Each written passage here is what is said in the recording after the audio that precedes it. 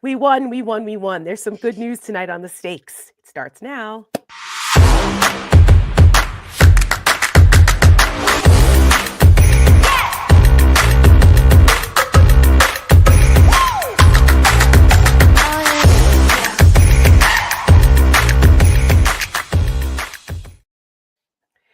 Good evening, everyone, and welcome to The Stakes, where it is hosted by the Webby winning co-hosts, Michelle Kinney and Tara Setmayer of the Seneca Project. We are here with you guys tonight.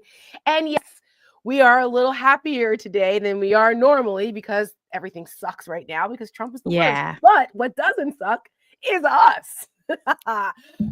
Because we, thanks to all of you, are now officially Webby Award winners. Thank you guys. We won the 2025 People's Voice Award for American Girl. And that meant more to us, Michelle, getting the People's Voice Award, really, than if the judges had picked us, because it means that all of everyone who voted for us, who has followed Seneca, who supports us, all the people out there who loved American Girl, voted and chose us. And it's amazing. Yeah, it means a lot because, it means that the things that we're doing and the things that we're creating are making an impact and they're touching people's hearts and minds. And, that's why Tara and I are doing this. That's why we took a lot of risk and personal sacrifice to be able to do this, because this aligns with our values and the things that we care about. And so to know that people are on board with us, and there's been so many of you that have been with us since day one, and we see you and we appreciate you. And, it's very humbling. It's very humbling. It is. And it's very validating. And, it was, there were people who did not believe in what we were doing, who told us that no one would care, and who told us that said no one will care what you're doing. Yeah, no one will care what you're doing. And obviously we proved them wrong. We never believed that to begin with. But for Michelle and I venturing out on our own to do what we felt was more mission aligned and to have impact, and then to be recognized for that. Really, truly, it is humbling and very validating for us. And we're just grateful because we could not have done it without you guys. And so that's why we do it. We do it for you. We don't. Democracy, defending democracy and women is not a business decision for us, No, it's not. It's life or death, really. In a lot of ways for us. And, Tara and I came to this from opposite sides of the aisle, so to speak.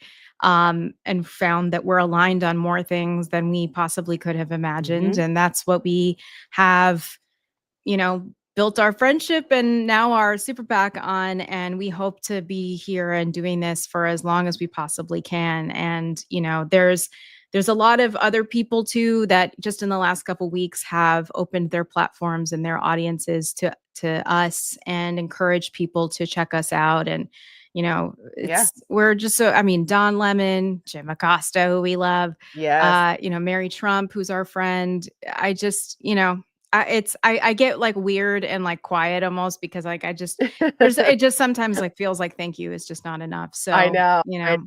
But here's the thing though, when we first started this and Michelle wrote the first ad, our launch ad, and I was sitting in the parking lot of a hotel in New York, and I said, we were working on this, and I said, we're going to win a Webby, right? And then she was like, yeah, whatever. I said, I was like, I don't know, maybe. I don't want to get ahead of myself here. I know. She's like, I don't know how to write scripts. It's not really my thing. I said, stop it. Yes, you do. And here we are, Webby Award winners later. So and we were honorees in a different category as well, because we won the People's Voice Award for American Girl in the social media best use of video. But there is a social media news and politics category that we were honored with our American Girl, which we're obviously honored to be honored. I think Don was in that. Don is in too, right? Yes, he's listed right next to us. So we're in great company. We are, and we beat really tough competitors. Like we said when we were pushing this, we were up against Disney, the WNBA, and Universal Studios, and some luxury brand.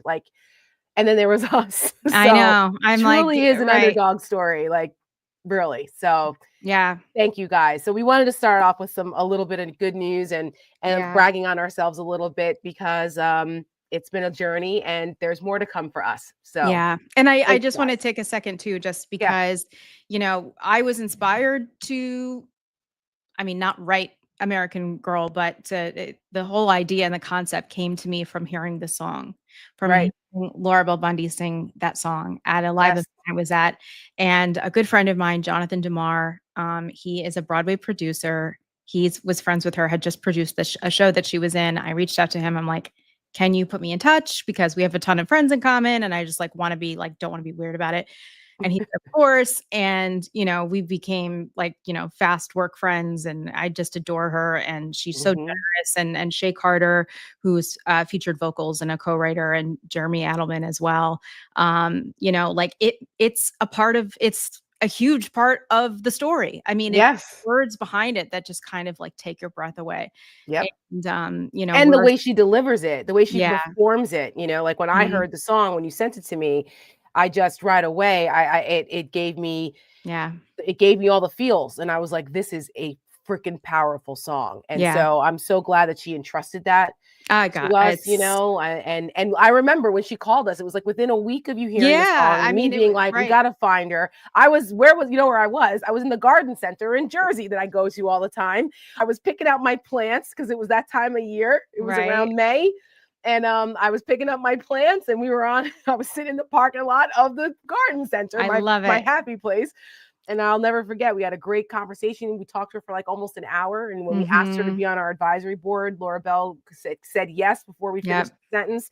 And the rest is history. And I Yep. believe she will be joining us at the Webby Awards, which She will be will thrilling. be. She will be. I'm so excited to Yeah. spend some time with her. And, we have, a bunch of folks, friends and that our team and people Yes. who we're just honestly so blessed to have in our corner to be Yes. supporting us and are coming Yep. with and like it's very exciting. So It anyways, is. So thank you, we'll, thank you, thank you, yes, thank you, and thank you, thank the you. Webby Awards are on May 12th. And Mhm. so we'll be there. It's red carpet. We'll be all gussied up and we'll have photos and we'll be sure to share some stuff from Yeah. so all right. Well, now we have to talk about everything else that's happening. So today Donald Trump continues his retribution tour Mhm. and has now targeted Act Blue, which is Yep. the payment platform. It's like the PayPal for the Democratic Party. Yep. Basically, 99% of Democratic organizations and candidates use Act Blue as the payment processing system for your donations, Mhm. including our organization. And Mhm. so we had an idea, we had a feeling this was coming down the pike. And so he did it today. And what that means, we're not quite sure. But the bottom line is that he's targeting, which I'm sure Act Blue will argue in court, Oh, he's yeah. targeting the free speech of his political opponents. Right. Because why not? I mean, he's checking the boxes down.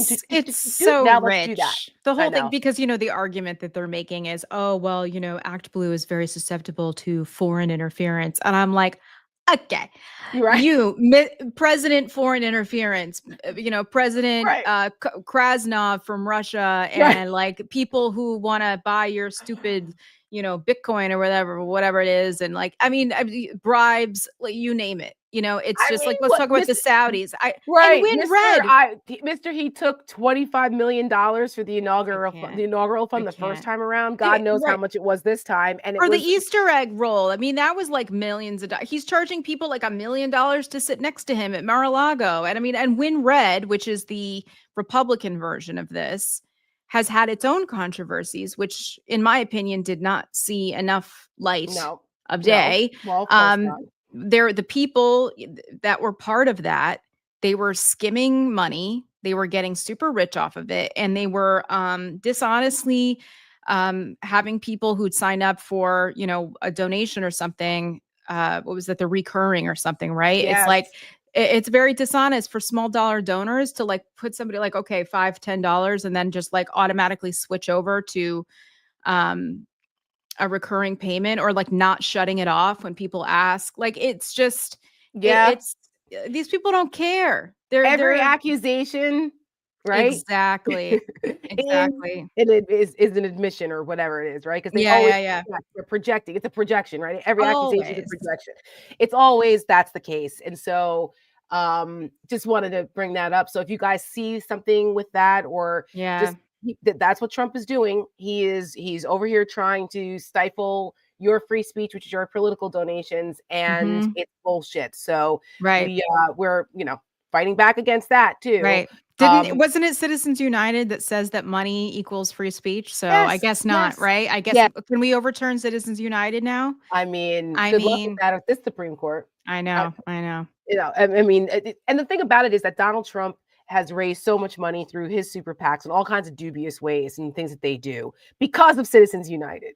So again, every accusation is projection here or an admission in a way, and Mhm. so it's just like it's crazy. But Oh, you know what? And not to get super into this, we can talk yeah, about this on another show. Are you seeing what's going on with the DeSantis's?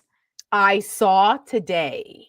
I saw that is we got to talk about that on Saturday Woo! because there's some shit going down in Florida. The chickens are coming home to roost for the Listen, DeSantis, and I don't think Casey DeSantis is going to see the governor's mansion as governor her well, aspirations anymore now. I think if she was a man, she might, but the fact that she's, the Ron DeSantis sloppy seconds, Yeah, unfortunately, yeah. it's, I you mean, know, I it couldn't happen to a nicer couple, right. but It's yeah, like, dollar store Jackie Kennedy with her right. like long ass gloves in the middle of the day. I'm like, what are you wearing? Ridiculous, She's a absolutely ridiculous person. The two of ridiculous. them. They're Oh actually my gonna have to go god. like buy a house and stuff now. I'm like, oh I no. know, actually, Who's like, gonna pay get a for your job. clothes now, I know who's gonna pay for Casey? her stylist and Yeah. who's gonna do her, custom glove fittings now. But, yeah, basically, there's a controversy in Florida with some donations and money not going to where it Yeah. should have, It was and like $10 million that was earmarked for like taxpayer money that was supposed to yeah, go to Medicaid and Medicare.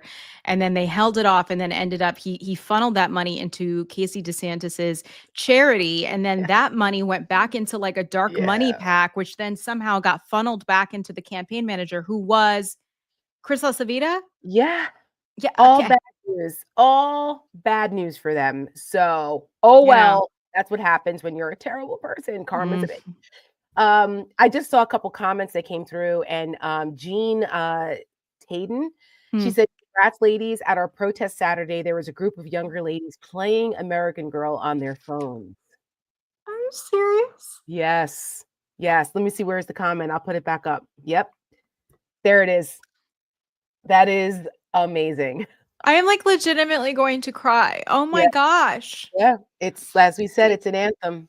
It's an anthem. I love this, and it's evergreen. It will live on. It It will live on. will. It will. And I have a dream. I have a dream of, doing events or conventions and stuff with Seneca, either at the forefront of it or as an alliance with other groups, which, Yes, stay tuned. We might have some news about that we may. soon. Um, but having performances and like bringing the arts and that sort of influence. I mean, that's obviously my world, and I think that Yeah. it's all important and bringing everybody together. So I would love to have something where Laura Bell gets to sing it live for everybody. That would be, again, amazing, Yeah. and I see, because we've been trying to be better about letting you guys, be part of the show more, Yeah. and so I see another comment that just said, "Just gave to the Kentucky Dems via Act Blue because I studied the rise of one-party rule in '30s Germany." Yeah. Well, good for you, keep that up, continue to support candidates that are pro-democracy, Mhm. because, not for nothing, but there is a lot going on again that's very reminiscent of 1930s Germany. And one of them has to do with this crazy shit this week with Trump and the administration talking about baby bonuses and some like eventually doing some executive order where they're going to give $5,000 to women to have babies as an incentive. And then Which is so it's just wildly so first of all, not it's such a enough. random number. What they were gonna do $5,000 tax refunds or some shit from That Doge doesn't or even cover something. your hospital bill. Like, I mean, No, get out of no. here. It's And also, insulting. Well, and like Jessica Valenti has been warning about this for a while, and other people in her world saying that they're going to start dangling pro family and pro women, Yeah. things at us to get us to go along with chipping away our rights. The thing that is funny though is that they're bad at it. Right. They're not actually offering things that are going to No. make a difference. So let me just pull this up here. So So this is oh, sorry, go ahead. yeah, no, I was just gonna lay the foundation a little bit because people may Mhm. not know what this is. Yeah. So what the New York Times wrote about is this thing called the pro-natalist movement, Mhm. pro-natalist, which frankly I had not heard of until recently. And I don't know, do we have the clip from the CNN interview today of those crazies? Oh, no, I don't. I Okay, didn't. that's okay. That's okay. You guys can see on my Substack, I wrote a thing about this. But so there's this movement called the pro-natalist movement, which has been around actually since the 1920s. Mhm. Coincidentally, in response to women getting the right to vote, Right. then more women were outside the household. They were gaining more opportunities to work and do things. And so these pronatalists were going, oh my God, now women aren't going to sit home and just have babies for our men anymore. And so they started this whole thing about how it's important that we incentivize women to keep having babies. Now, there were things before this too. I mean, Teddy Roosevelt made comments about, the suicide that society was committing by letting women go to work and go to college and becoming more educated. That's what they were talking about. They were worried back then that, oh my God, society's going to fall apart if women aren't popping out 5, 10, 6, 7, 8 babies like they were to who's going to tend to the farms. I mean, it was just ridiculous. But this has been kind of percolating for a while. But Right. now there's a resurgence of this because of people like Elon Musk and these tech bros that there's like pro-natalist, under the guise of pro-family. We know the birth rates are low, fertility rates are low. I don't We know. need I more think there's too many kids. people. There seem to be I everywhere I go, there's some screaming kids. So I well, don't yeah. know. Well, you also live in New York City, Yeah, it's true. but they want more kids, and Elon Musk is running around. He wants a legion of kids and having babies by all these women, Yeah. and then it's like this weird thing where they want certain kind of babies, right? He wants Well, the ones that are from the smart people, and he doesn't want brown babies. He doesn't say that, but that's what they mean because they're worried about the great replacement theory and all of right. this. So it's all tied into this thing that is very creepy. And Mhm. they want to promote things like menstrual cycle classes Yeah. Yeah. and like I've got wacko shit. So now you can yeah. put it up. Yeah. Yeah, let's go through this. So this is from Abortion Every Day, which is Jessica Valenti's newsletter. If you aren't already subscribed, I highly recommend. It's worth the $5 a month or whatever. Like the amount of research this woman does is incredible. So headline is Bro Natalists are ruining America. Elon Musk and JD Vance want you to have more babies. In the New York Times article, it says that they're trying to persuade. They use the word persuade women. Hmm. And she says that persuade is a polite way to put it, given that forced birth is the law of the land in half the country now. But this isn't just about abortion bans, obviously. Since Trump took office, the country has been handed over to a newly emboldened bro natalist cabal, men like Elon Musk, to your point, and JD Yep. Vance, Yep. desperate to increase the birth rate. So here's just a few of the ideas that the Times reported on, all right? Good God. A national medal of motherhood, we'll get back to that in a second, to women with 6 or more children. Mm-mm. Let's see, reserving 30% of the government fellowships for those who are married with children. State funded education programs teaching women and girls about their menstrual cycles so that they can better understand when they're ovulating and they can conceive. Oh my God. And then a $5,000 cash as a baby bonus, I which can't. is just, yeah, okay. So let's see. So the menstrual cycle classes that they want to offer, there's a woman named Emma Waters. She is like a policy analyst for the Heritage Foundation. We're going to get to her in a second too. She says the government funded program wouldn't just be for adults, but part of the sex education lessons taught in schools. So they want to remove all of Right. the, lessons in place about HIV prevention or STDs Yeah. or pregnancy, all those things, and replace it with, oh, by the way, this is how you know you're ovulating so you can go have sex with your 14-year-old boyfriend.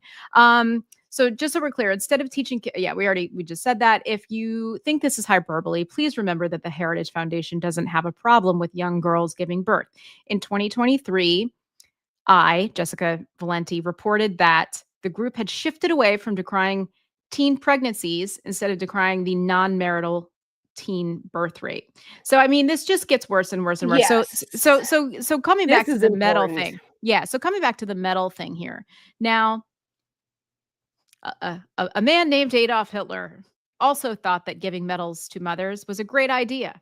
If you look here, it says the Nazi motherhood medals.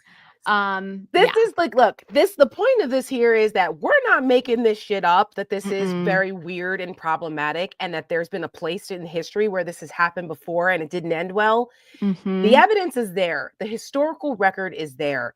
And part of it is tied to the whole eugenics movement too, where the first people that were disappeared and sent off the camps were the disabled, or were people who they considered to be lesser than. And that is similar to what Elon Musk and some of these tech bros are talking about, where people can be shipped off and made into biodiesel if they aren't up to a certain standard. Like, though, you have to pay very close attention to the language they're using. They're using euphemisms. They're trying to make this seem mainstream. Like, it's pro-family. What's wrong with that? Who doesn't want more babies in the world? And it's like, oh my God. Who's anti-family? Like, I mean, that would be crazy. And it's all propaganda. It's all propaganda. And those crazy pro-natalist people who were on CNN today, there was the guy, I guess. I think he's the husband. Is he? Yes, because I went back and saw the original CNN segment that piqued my interest to begin with, where I first saw this. Remember, I sent it to you live. Aaron Burnett. Yeah, I feel like Aaron Burnett did a whole story on it because they have a conference called NatalCon, like Comic Con. Like, if you're into comics and you go to Comic Con, or BravoCon if you're into housewives like me. Yeah, they have something called NatalCon, which is this yearly conference where these wackos go and they like, celebrate having more babies and this pro-natalism thing. And they have these like single men, majority men, white men, of course, in this conference audience who are looking for partners to pair up with so that they can have babies. It's fucking so weird. Well, weird. And the thing with Hitler and the Nazi motherhood medals, at least, like, they had like different I don't know that it's here. Yeah, there were tiers. There was like silver if you had this many babies. Yes. I mean, it was just ridiculous. So here's the same thing in Russia, by the way. It's the same thing in Russia. Stalin did the same thing, and they called them heroin mothers, like they're heroes. Yeah, like not like heroin, like the drug, not like RFK Jr. heroin. So this was the front of that story in the New York Times. White House assesses ways to persuade women to have more children. So this woman here, who's given like, the doomy eyes. This is Emma Waters. This is the Heritage Foundation chick. And here she is here. I found an article that she wrote in August of 2024. The pro-natalism and Silicon Valley. She wrote about it. Fewer babies means fewer adults who can contribute to the future of the economy. I mean, they're telling on themselves, like in the first line. They want workers, military readiness. They want people who will give their lives and go into the military. Social security, they don't really care about that anyways. Education, because they're very into homeschooling, and family formation of their own. Investors in fertility technology include a who's who of Silicon Valley, which is also interesting because they want to outlaw IVF. Yeah, but the other thing about the Silicon Valley tech fertility stuff is that Peter Thiel has invested in a period tracking app. Yep. Why the fuck does Peter Thiel care about a period tracking app? Okay, if you are, first of all, is gay, and second of all, is against democracy. He said there's no use for it anymore, and he's also the guy that Curtis Yarvin is his political guru, and Curtis Yarvin is the guy who said that maybe we should make people who aren't as productive in society into biodiesel. Okay, there is a nexus here to all of this. We're not crazy. No, there is no tinfoil hats here. So this is an Indiana Republican moved to remove requirement to teach consent in sex ed in Indiana. If that doesn't tell you something as well. So they also want to take away a woman's agency to say no. They want to teach girls from a young age that someone can force themselves on you. And here's another story about the White House birth rate. boosters see an ally in Musk. Elon Musk might be the country's most famous pro-natalist because he's obsessed with the declining, thing. So here's something I found. Snopes fact check. Yes, Musk said C-sections allow babies to have larger brains. He literally tweeted this. There are certainly other factors at play, but heavy use of C-sections allows for larger brain, as brain size has historically been limited by birth canal diameter. Because not the dramatic reading. Elon Musk dramatic reading. I love it. Tesla. So Tesla. He's very obsessed with this, and actually of the mothers that we actually know about, of the women who've been pumping out Satan spawns,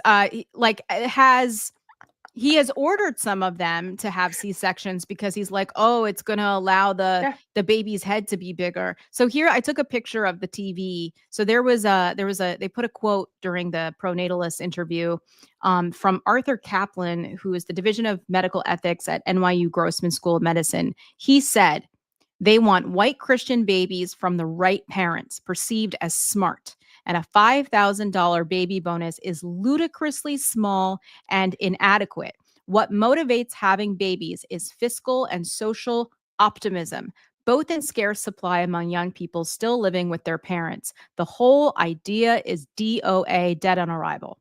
Well, I don't know about that it's dead on arrival, but he's correct about all of that. As long as these people that have this weird Christian nationalist theocracy worldview here that are financed by the tech bros like Elon Musk and Peter Thiel, we cannot dismiss this as something that is not coming down the pike that this government will try to do. I did my Setmayer sound off today about this. I called it baby bonus bullshit. It's also on my Substack. I talk about this a little bit. So if you're on Substack, you can go over there and check that out. There's something else that you need to know about this. There's this couple, these wackos that are the face of this pronatalism movement that have been getting all this airtime lately. They were also featured in that CNN segment about this natal con. They're also, speaking of eugenics, they call themselves hipster eugenicists, hipster. And they're saying that, oh, no, this isn't like the bad kind of eugenics. We just want There isn't a good kind. I'm just telling you. There's a story in The Guardian which is linked in my Substack about this, where they talk about it and how they have spent, and I don't know where these people get their money from because they look like they should be from Little House on the Prairie. Where they got their money from. However, in the Guardian article, it says that they've spent hundreds of thousands of dollars on IVF because they have 4 or 5 kids on IVF, so that they can pick and choose, because now there's that. Well, right. There is a thing because especially for, people who've had multiple miscarriages, or if you're an older parent, you can part of it is fine, right? Oh, here we go. My Alexa telling me trash cans. It's 8:00, everyone. You know where your trash cans are. But here's the thing about that, right? So for people, like you said, if they've had genetic issues before and they want to make sure that there's nothing wrong with it. There's a certain amount of ethics around that. That's fine. Right. Or if you want to pick your sex, fine. But they say that they are looking for high IQ. They say this in the article. There is no scientific evidence that says that you can pick out chromosomes or whatever they do that determine IQ. So this is a wacky, non-scientific things, that these people, the Collinses, these are these people, you'll see them. They're the ones that are the faces of this pronatalism movement, and it's not scientific. Just like what Elon Musk is talking about with, you got to have a C-section, not vaginal birth, which is the complete made opposite. Up shit. It's just it's also the complete opposite of science. Right? It's better to have a vaginal birth for all kinds of reasons with antibodies, things that are microbiomes and all those things. So this is that bullshit that's going on. It's propaganda. And I see this hilarious comment. Oh my God. Dickinson Designs, you win the comment of the night. There's nothing else that is going besides the American Girl comment, which was for the feels. This you win the comment of the night. That is so good. Oh my God. Swatsies. Never ever was there a better. I'm actually making a note to myself. That is hilarious. So I do not forget this. Yes, we have to have some levity here. We have to have some levity because good God. Yeah. I So there's just that. That's going on. And there's a Mhm. tie-in, here with this pro-natalism movement and Project 2025. There's a lot of what's written in the pages of Project 2025 that mirrors whatever you're going to see come out of this administration, the way it's worded. Like I said, pay attention because there's going to be a lot of, euphemisms here that mean much Yeah. more nefarious things. But this is tied into what happened this week with the Pope passing. Mhm. And I mean, I'm not Catholic, and Michelle, did you grow up Catholic though? Well, I like, mean, you're not Irish, right? Like, but Irish right. I Catholic, like, mean, yeah, just something just for context, like, my mom grew up Catholic. yeah, My grandmother's family, was Catholic, Irish Catholic, New York City. My dad was not Catholic.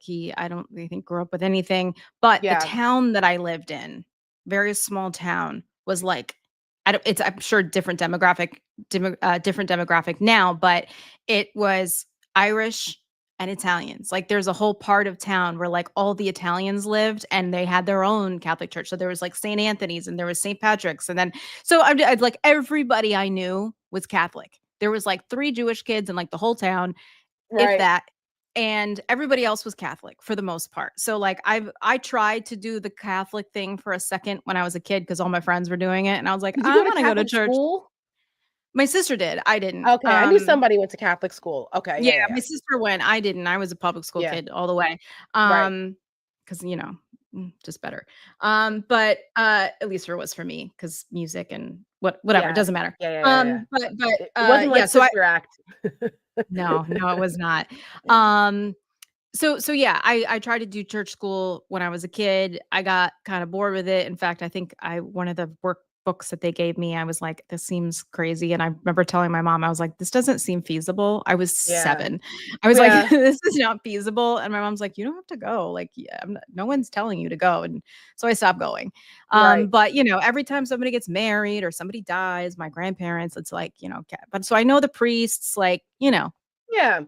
but I'm So not so by we any right. means. But we say all this to say that Culturally, millions and maybe. millions and millions and billions of people are Catholics and the Pope is their leader and it's a whole thing. I come from a non-denominational Christian background, so the Pope was never my Mhm. jam, but we understand the significance and there are problems with a lot of the Catholic Church and that's that. But we're going to focus on this Pope who is actually a good one Mhm. for Yep. the most part. A And we very like him. decent man. A very Yes. decent man. Yes, he was And humble, he didn't like the pomp and circumstance, and he was, very much for, women's rights and gay rights, mhm.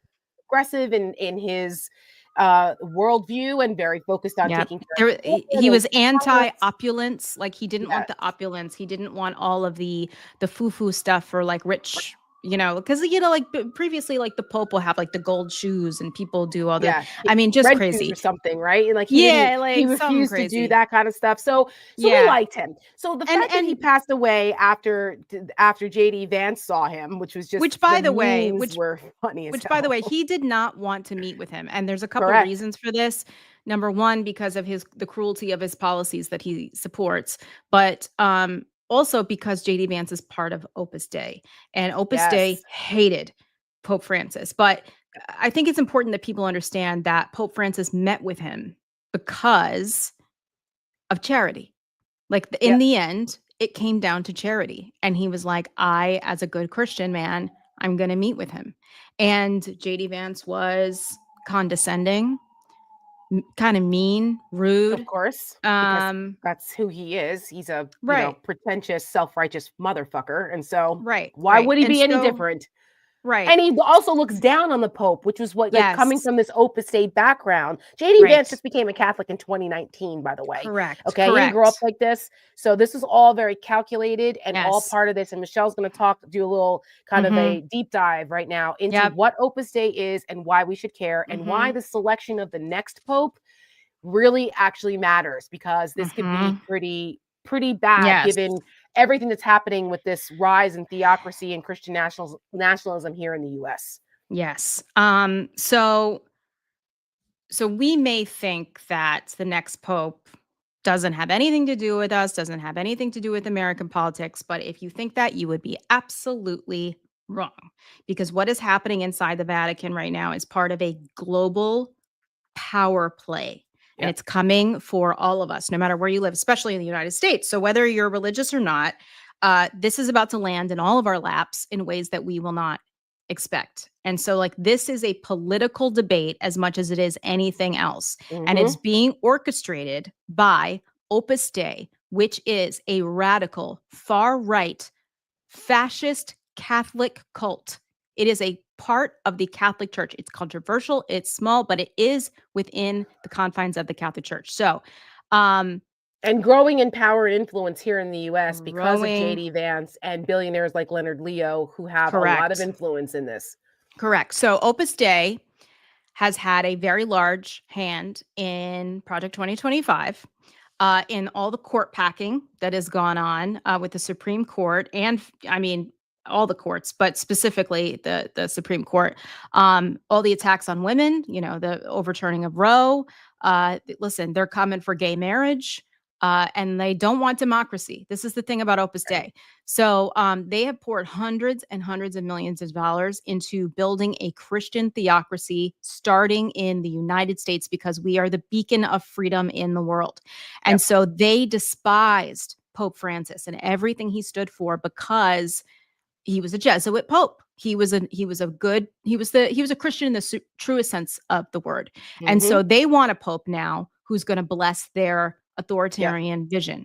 They want, his name is Cardinal Raymond Burke. He will help rally the extremist Catholic cells, the Opus Dei cells that not only in Europe, but around the world, South America. Who else uses the term cells, by the way? Terrorists. Go ahead. Right. So at the helm here is Leonard Leo, Peter Thiel, which we'll get to in a second, Curtis Yarvin. Right. So big law, technology, ideology, theocracy. So all these men have different tools or mechanisms, but they all have the same end goal that they want. They want to end democracy. They want to have a monarchy with kind of, one person or one group of people in charge, and everyone else is a peasant. So they have planted J.D. Vance. He converted to Tara's point. He converted to Catholicism in 2019. And within just a few years, it's only 6 years later, he has become like this Frankenstein monster who has been sort of stitched together by dark money and groomers and handlers, because he was recruited for Opus Dei. So, because he wasn't raised in this religion at all. No. And so, they see weakness as a sin, poverty is a failure, whiteness is divine, and suffering is sacred, because there's a whole thing. I mean, if you've seen the Da Vinci Code with the thing where he's got the thing on his leg, the self-flagellation. I've never seen the Da Vinci Code, but I've heard things. I might watch it now because it has more significance to me. I mean, there's part of it that's a little like out there, but there is it now though? I don't know that I watched it a couple months ago. No, I'm saying like you've seen it and like it came out however long ago, but like given everything that's going on now, like are those things really out there? I don't know. Right. So they want authoritarian rule, and they want to wrap it in their scripture, and they want the pulpit, they want the White House, they want all of it. So if you care about democracy here around the world, this isn't about religion. It really isn't. At the end of the day, this is about power and control. So it is time. Like it's like a Christian Illuminati. That's right. And so it is time for everyone to pay attention and to know about Opus Dei. My first thing I suggest for everybody to read is this book called Opus. It is by Gareth Gore. It says The Cult of Dark Money, Human Trafficking, and Right-Wing Conspiracy Inside the Catholic Church. Let me just play a clip from him really quick. Is an ultra-conservative wing of the Catholic Church that is determined to overhaul society according to its dystopian vision of how society should be. The way I see it, there are two sides to Opus Dei. There's the friendly kind of public-facing side of Opus Dei that presents itself as nothing more than just a kind of collective of serious Catholics who want to live out their faith through their ordinary lives. But there's a hidden underbelly to the movement. This is an organization based on abuse, manipulation, and control. This is an organization that targets children, kind of recruits them into its ranks, cuts them off from their families. It abuses confession and it abuses spiritual guidance sessions in order to gather information about its members. And then it relays this information up to regional headquarters, and regional headquarters decides how best to use those members and that information to basically push forward its agenda. And what is this agenda? Its agenda is the re-Christianization of society, but it's not the Christianization of society that many Christians would recognize. A vision where basically anything that doesn't conform to its very conservative reading of the Bible should be eliminated. I mean, that includes everything. That includes politics, education, the judiciary, every element of society. Yeah. So it's important to know, like, in the Catholic Church, confession is a big part of the atoning and all this stuff, right? They take what you say. They have people listening when you go to confession, and they use that information against you. They hold on to it. So imagine how many people in the United States government, and mind you, there is Opus Dei people all over. So think about how many of these people. Yeah. Hold on one second. I can't hear you. I don't know why. Hold on. Go ahead. Oh, there you are. Oh no, I was like, why can't I hear you? No, I said it's the Illuminati. It's crazy. Yes. And so they use that again. And so they do recruit. Think about it similarly to Scientology, right? Yeah, I was just gonna say it sounds very much like Scientology, except that people kind of saw Scientology being a little wacky right away. Right. And then Tom Cruise jumping on the couch acting wacky didn't help. And then people started finally coming out and speaking out about it, like Leah Remini and all that, all that crazy shit that's gone on. But with Scientology, the similarity here is like how when they recruit you, the love bombing. So this is a thing that I've heard with people who've been recruited, is the love bombing. It's like, if you don't know what love bombing is, think about it. You start dating someone and the grand gestures right away, like over the top, like, and it's, you can't imagine, oh my God, this person really loves me. They care about me. They want to take care of me. They're going to do all these things for me. Yes, it's to lure you in. It's grooming. In a way. It's emotional manipulation, because then now you're invested. And so you're like, how could they possibly hurt me? And it's like, it's all part of the cult, all part of that cult mentality. And this is something that's been an undercurrent again, because there's so much shit going on for decades. But it's always been there, and now it's finally reached the pinnacle of power here with someone like JD Vance and Elon Musk, for fuck's sake, with these people and Peter Thiel having this much access to power here in the United States. And even the school choice and homeschooling movement, all of it has now been co-opted by this. Yes, it has been. So they take things that seem innocuous or seem to make policy sense. Well, sure, parents should have more choice. No, because now it is co-opted. This movement has weaseled its way into those, even into the education. That's part of the dismantling of the Department of Education is part of this agenda, just so that people understand. That. Yeah, they talk about it in these articles. Right. So that people understand that the Department of Education being dismantled is opening up the opportunity for these homeschoolers and these religious fanatics to take over public education. Yep. And so it's important also, if people remember Kevin Roberts. Yeah, from the Heritage Foundation. He's the head of the Heritage Foundation. He was one of the architects behind Project 2025. We saw a lot of him during the 2024 election. He is Opus Dei connected. Bill Barr is Opus Dei connected. Go and read this article. It's really good. They talk a lot about, I'm not going to go through all this, but one actual American spy is known to have been Opus Dei, FBI agent Robert Hansen. I mean, how crazy. Do you know what I'm saying? Wow. Like, it's nuts. So it says here in October 2022, 3 months after the Dobbs decision, the CIC hosted a $25,000 a table dinner at the Mayflower Hotel in Washington to bestow its highest honor, the John Paul II New Evangelization Award, a right-wing fundraiser, and Opus Dei benefactor Leonard Leo. Supreme Court Justice Clarence Thomas has called him the number 3 most powerful person in the world.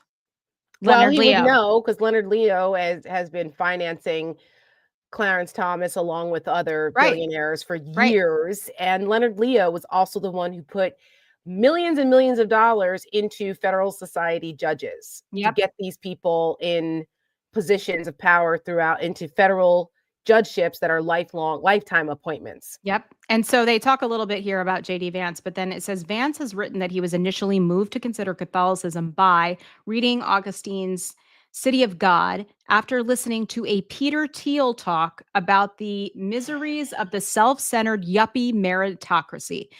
Thiel is not Catholic. He was raised an evangelical Protestant, but was influenced by the I can't read it. Sorry. I can't either. I don't have my glasses. Anyways, something's like basically there's a French Catholic professor, Rene Girard at Stanford. He was close to this priest who ran the Opus Dei house on the Stanford campus. After his term at Stanford, Father Arnie Panula was appointed, whatever, there's a bunch of Vicar names. of Opus Dei, Yeah. based in New York. Yeah. So and their general posture, I just want to say really quick, their general posture toward women is that they exist only to be wives and mothers. And that is the origins of Jose Maria Escriba is the founder of Opus Dei.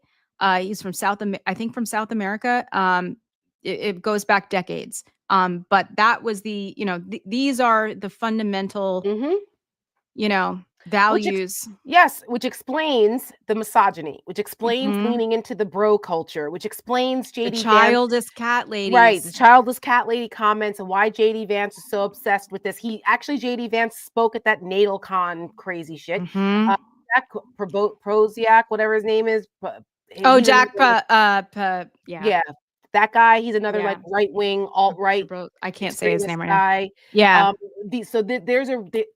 Again, there is a through line for all of this. Charlie Kirk. Now, you're right, Charlie Kirk. This is all happening in real time, in plain sight. And I'm grateful for the fact that we have focused in on this. Michelle started with the Opus Dei stuff. And then as we started to see, I said, oh my gosh, this pro-natalism thing. And now we started looking at all that connected so that we could inform you guys. Because I'm looking at some of the comments and a lot of the people here are saying that other than the, from the movies, what's it called?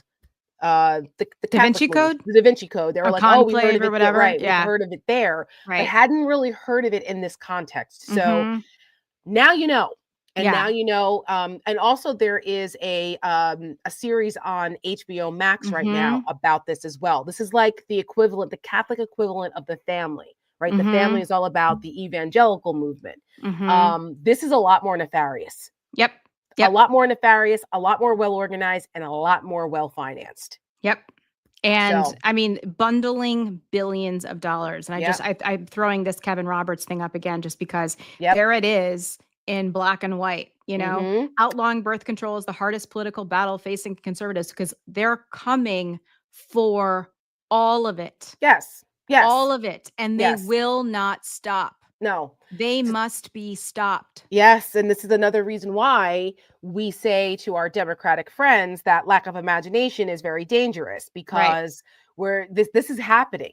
So they need to get on it and realize that, don't get caught up in the virtue signaling of some of the perfection things that they want. You got to be perfect, purist. No. Fuck that shit. Okay. Because this is what we're facing. This is what we're up against.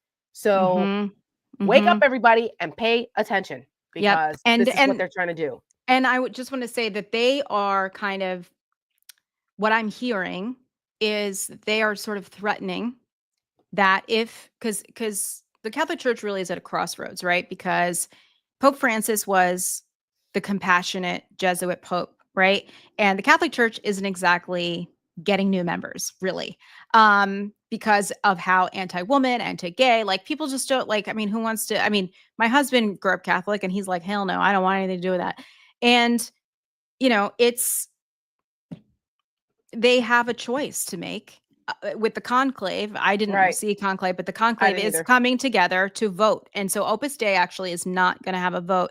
I was reading about this, something about the cardinal is over 80. And so anyways, he's not participating, but they're voting. And there is a slight threat that's like, if they don't vote for a conservative pope, like an Opus Dei type or aligned pope, that they will split the Catholic Church. They are, and which again, you're like, I don't care about this. It matters. Yeah. It matters. And there's a bunch of stuff about the Crusades that like they're obsessed with the Crusades. Which I feel like, and they've been talking about this again. Yes. Everyone that's watching this, except for the couple of trolls, which thank you for helping our algorithm. Yeah, whatever. Most people who are watching this now are not watching the neo-Nazi, like alt-right podcasts and like the extremist podcasts. But there have been memes and things going on bringing up the Crusades all through the 2024 election. Yep. And floating around in these social media circles for these people. And you're like, why the fuck are people talking about the Crusades? Like, why? Like, why? Right. And this is why. Because they killed, because they came, I mean, they killed a lot of Christians too, which they, conveniently leave out, but they killed a lot of Muslims and Jews. And so the Crusades, I mean, they see the Crusades as like, we need to go back to a time. Right. And so there's another part of this too, where, and this can be another show about how Russia is part of this. So the Soviet Union itself, right, was an atheistic country. Yep. Vladimir Putin, although he is, KGB in his heart forever, he is Orthodox. And so there is an alliance there because the whole thing about the Christendom, they want one global religion and they want to bring it all back to Rome. So they're thinking that if they have the Russian Orthodox Church and the Catholics, that they'll have 70% of what they need to bring everybody back to Rome. I mean, like I'm talking, it is real. Much bigger than all. And like, it is, this shit's real. And it's, yes. And the other thing too about the Russia part of this, and the Russian Orthodox Church, the way that Putin has manipulated this, is that's also infiltrated the Christian evangelical church here in the US. Yeah. That's why you see these dumbasses at these Trump rallies when they're interviewed and saying that they trust Vladimir Putin more than they do Kamala Harris or Democrats. Well, Putin isn't so bad because he's a Christian. And it's so they're being pumped with this disinformation and this propaganda also. And unfortunately, a lot of them have bought into it, which is why you have seen this shift in the grassroots of the MAGA movement that's pro-Putin, for fuck's sake. Which we never thought we would see in this country. Never, ever. And it's, I mean, my husband, Joe and I were talking about this the other night. I was like, Marco Rubio, Mr. I hate Russia is now all up their ass. I was like, that is a man who has no morals. But I just want to play just like a little bit, like not very much of this because we don't have a ton of time, but I just want you to see who this woman is and follow her. It's like her name's Shannon, like Flying Kitchen or something. She's a big following, because what she does is like cooks and then talks about Opus Dei while she's cooking. She is Catholic. She is an army wife. They're stationed in Germany. She is a liberal Catholic with lots of kids. She talks about it. But 25 years ago, she was recruited into Opus Dei and they harassed her. And it was a really traumatizing experience for her. But she uses what she knows and also her worldview living in Europe right now to let people know what's going on. I mean, I feel like I've learned so much from her. She does open Zooms on the weekend. She talks to people. She writes blogs and stuff. Anyways, I'm going to play like a little, like what Leah Remini has done with Scientology, kind of uncovering a lot of that. Yes. And I feel like, the right wing has all these voices and they're talking all the, I just want to amplify these voices as much as possible so that, if you don't want to hear it from me, go to her and, follow her every day. She posts every day. So here's the more sources, the merrier. It's not right. just us. Right. What's new here? Opus Dei is a fascist far-right Catholic cult within the Catholic Church, founded in the 1930s by a Spanish priest named Jose Maria Escriba. And he made this organization to, his goal, was to re-Christianize the world. And everyone in Opus Dei was brought in, and they say, well, it's to practice faith in your everyday life. Well, I am a Catholic still. In fact, I'm making dinner for my big family right now. And 25 years ago, I was briefly pulled into a fascist far-right Catholic cult. And I learned what their plans were. They shouldn't have said anything, but they did. And that was to eventually over time, dismantle democracy and install a theocracy in the United States with the end goal to have a theocratic monarch, which is a Catholic king. Okay. I was basically told that democracy is flawed and it will never work. Opus Dei. So anyways, you people should go and follow her. It's like Shannon something at Flying Kitchen, the Flying Kitchen. Just look it up. And on Instagram, right? On She's Instagram. On Instagram. I think she's only on Instagram. I don't know. She might be other places too, but that's kind of where I live. But if not, like just go to my Instagram. I'm at the Michelle Kinney.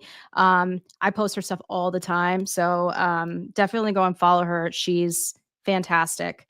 Yeah. And where the through line for this is that also, so as we were talking about the rise of Opus Dei and its influence here in American politics, and believe them when they tell you what they want to do. Mm-hmm. Also believe that Donald Trump is trying to run again in 2028. This is real.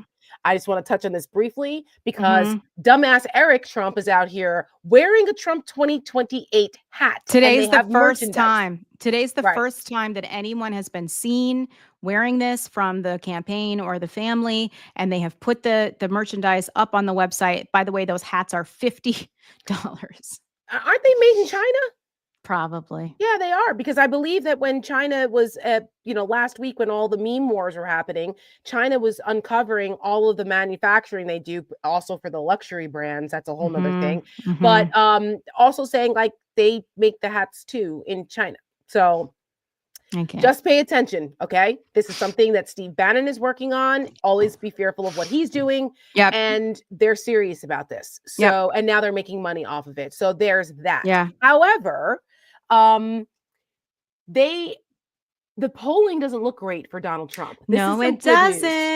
As we are winding down the show, we want to tell you guys about some of the polling, because all of this economic turmoil that's happening, all this instability, Trump going after the Fed chair and all of that, and him kind of backing off of that. He kind of softened his language a little bit, because earlier in the week when he was like, Jerome Powell should be fired, he's terrible, and he's a loser, or whatever he called him, the Fed chair, Jerome Powell, who is an independent, supposed to be independent. That's why he has a multi-year term. Right. And technically the president can't fire him, kind of, sort of, but not really. Right. All of that, he's had to back off it because A, the markets were flipping out again. And B, as we approach the 100-day mark, he has the lowest approval rating of any president in modern history other than himself from the first term. Okay. So Donald Trump, we all know, pays attention to this. And this is good, because this means that people are finally starting to take a look at this. And I've even seen, now that's a Fox News poll. I've even seen polls that have him down to 40%. Yeah. So this is generous to him. And of course he saw this and got all antsy pantsy. And he wrote on Truth Social today at 9:54 a.m. Rupert Murdoch has told me for years that he is going to get rid of his Fox News Trump-hating fake pollster, but he has never done so. This pollster has gotten me and MAGA wrong for years. Also, and why he's at it, he should start making changes to the China-loving Wall Street Journal. It sucks. So Trump had a little temper tantrum today because, as everyone knows, Rupert Murdoch also owns the Wall Street Journal, which is a business publication. The Wall Street Journal has been destroying Donald Trump and this ridiculous tariff policy because it's bad for the economy and bad for business and bad for me and you. So he doesn't like that coverage, because the business publications like Wall Street Journal, Bloomberg, CNBC, they're all like, all those guys that were like, oh, Trump's going to be good for us. They're like, wait a minute, what the fuck? That we're not supposed to be. No. You're messing this up. You're messing this up. We could be in a recession. What are you doing? So this is good, because this means that some honest reporting is finally starting to come out about what a disaster this economic policy is that Donald Trump is doing, and the polls reflect that. And there's some more good news. Yeah. And I think that we've been very hard on our Democratic friends, but they're starting to do some good things. Like our good friend Jojo from Jersey is right now down in North Carolina at a people's town hall that Democrats have been doing. They're doing these pop-up town halls around the country in districts where Republicans are too afraid to hold town halls. They're listening to us and going into enemy territory to say, hey, we're showing up. while your Republican representative is running away. We're showing up to say, we're here to represent you. You deserve better. They are doing this to you, which is why they don't want to show up, because they don't want to hear you yelling at them to be held accountable. And this is good. This is proactive, going on offense, which I preach all the time. And speaking of that, the NFL draft is tonight. So I will be going and watching that shortly, talk about offense, because my Giants have the number 3 pick, and it's a whole thing. But anyway, so we're very glad to see this going on, that they're having these town halls and they're finally doing some offensive things here to put the Republicans on defense. Well, one of our favorite Democrats, who I think is the best Democratic communicator out there right now, there is nobody better than him, and that is Pete Buttigieg. Listen, with his facial hair and everything, I'm here for it. I love me some Pete Buttigieg. So I just want to say really quick that I was at Pete Buttigieg's first campaign event. This is before he even formed the exploratory committee back in, what was it, 2018 or something? 2019. Yeah, something like that. Actually, I think it was before that. I think it was 2018. Was it? Because it was like in March or something. It was like way before. At a bar at a bar in 10th Avenue. There was like 100 people there. He stayed and talked to everybody, and my husband and I were like, "Who is this guy?" Now, if you know West Wing and you know we found a guy, the whole thing. Anyways, so I went to a bunch of his campaign events. I just want to I took these photos of him. I have some of them up on my wall in my. He looks so young there. I know. Look at what has happened to us. Fresh I know. face. And Pete is the same age. I know Pete is the same age as me. We were born the same year.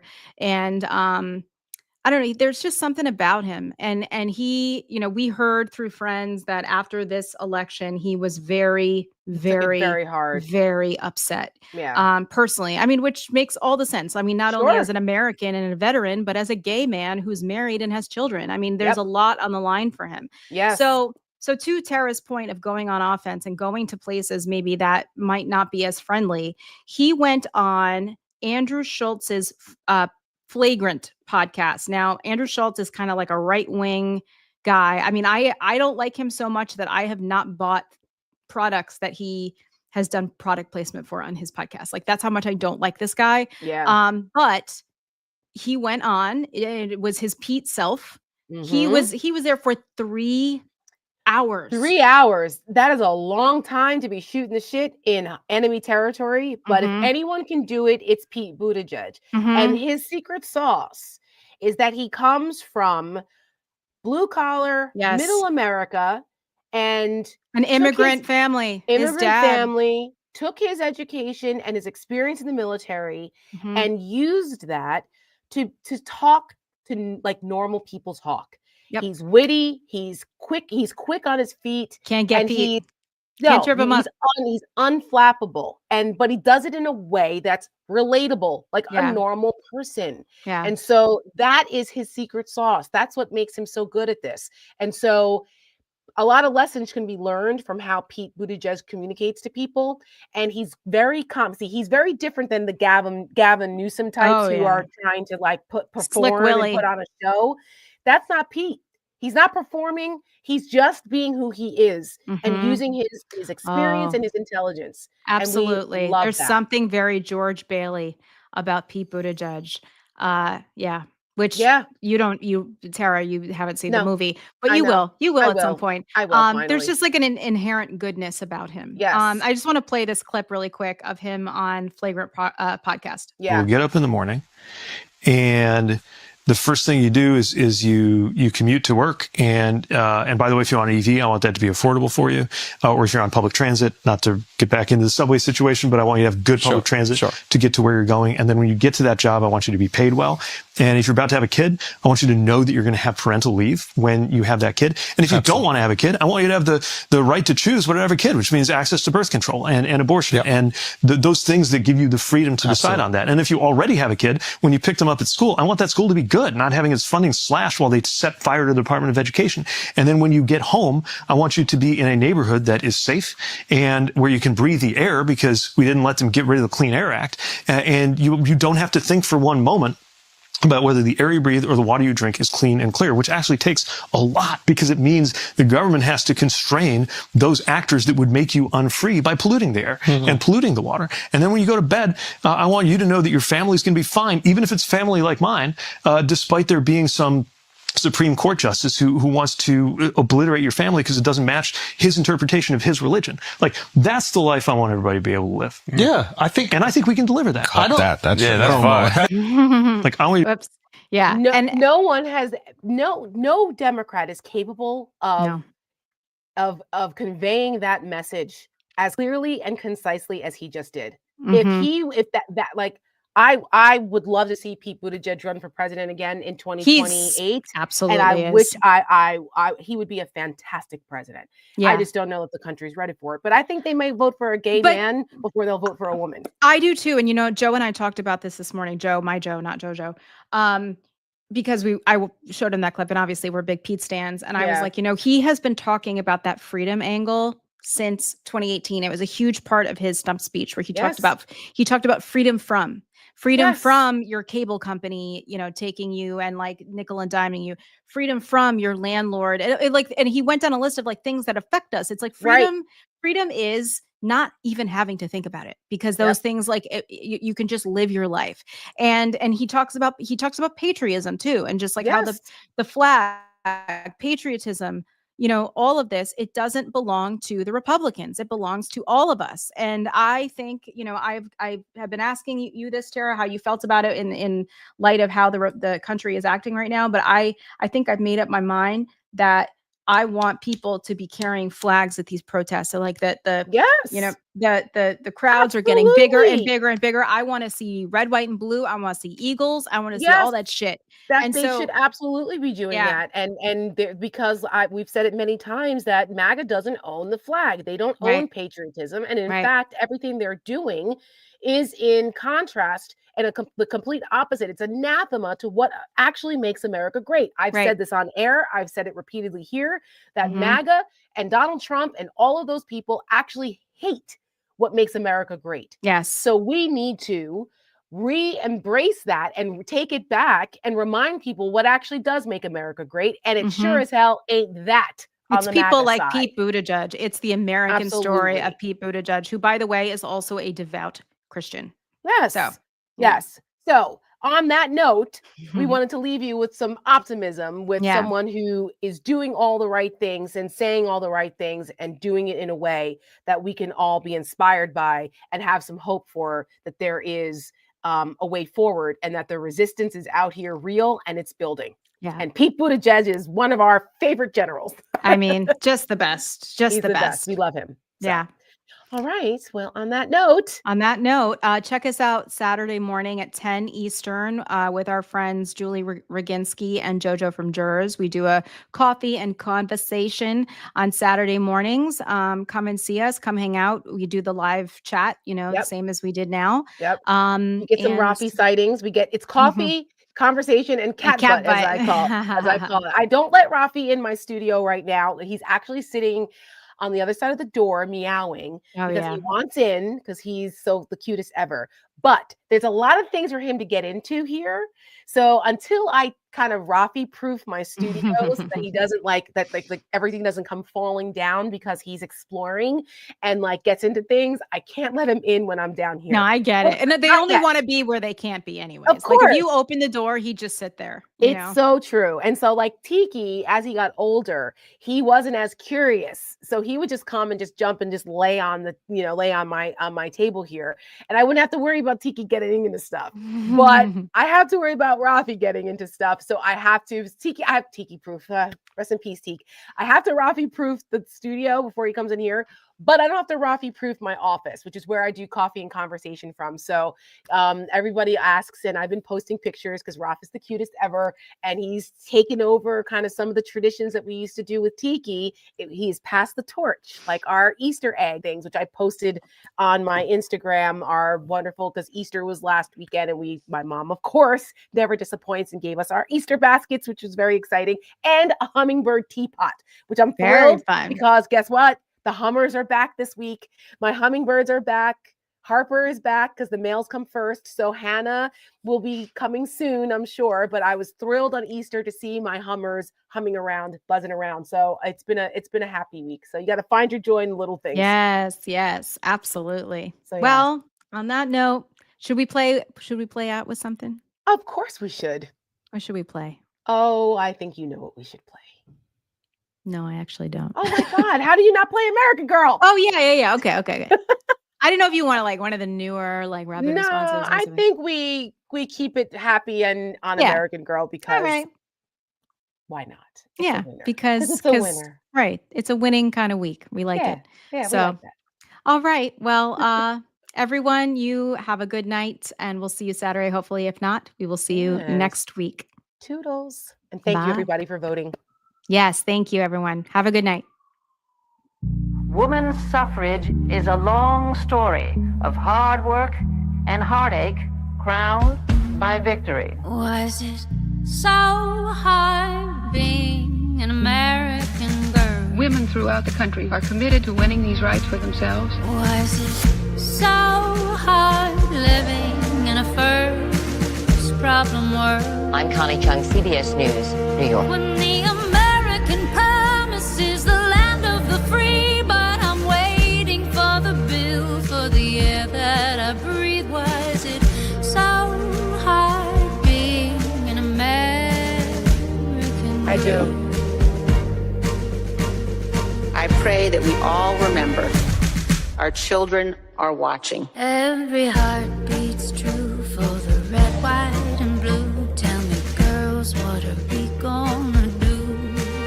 Every heart beats true for the red, white, and blue. Tell me, girls, what are we gonna do? Every heart songs to all the free and American girls. What are we gonna do? Every heart. While I may be the first woman in this office, I will not be the last. Every heart beats true for the red, white, and blue. Tell me, girls, what are we gonna do?